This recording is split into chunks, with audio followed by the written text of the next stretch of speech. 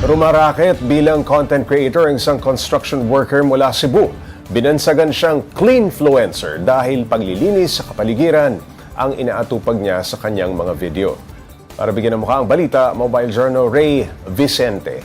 Baradong kanal, mapupunong lugar at mga tambak ng basura. Ilan lamang yan sa mga tinatrabaho ng tinatawag na cleanfluencer mula Cebu na si John Carillo.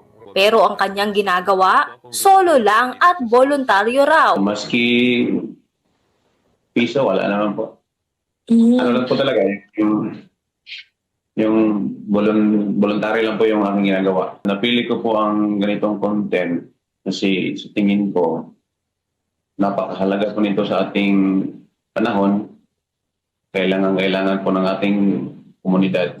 Tanging pala, rake at walis pa lang ang mga gamit niya. Pero sapat na raw ito para sa kanyang paglilinis. Naghahanap po ako ng lugar na may maraming basura, ng kalsada na yung mga may nakastock na tubig, yung mga kalsada na lalo na yung mga pakurba, tapos makakapal na yung mga damo sa gilid kasi delikado po yun.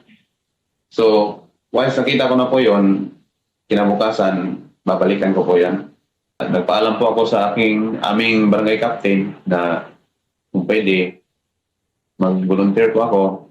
May ano naman po ang barangay namin, may monthly maintenance naman po.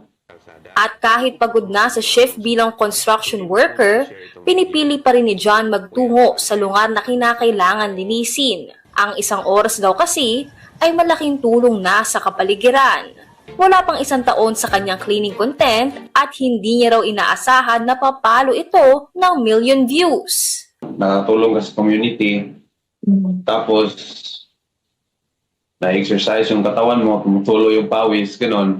Tapos, mas lalong satisfying pagka natapos na yung ginagawa mo, nalinis yung lugar, nahawi mo na yung mga damo-damo na makapal sa gilid. So, ganun ma'am, masarap sa pakiramdam.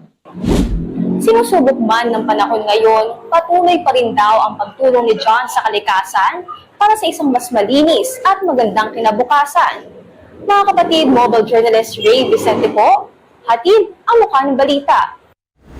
Pag-usapan pa natin ang cleanfluencer ng Cebu kasama si Mobile Journal Ray Vicente. Okay Ray, paano ba nagsimula itong pagiging cleanfluencer ni John?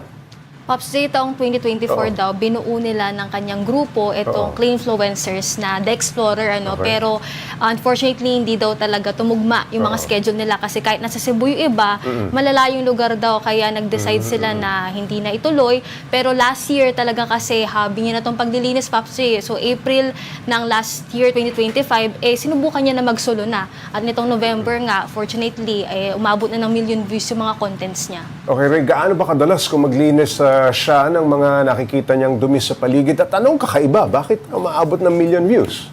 Pops J, araw-araw siya naglilinis. So, may isa pa siyang trabaho bilang construction worker.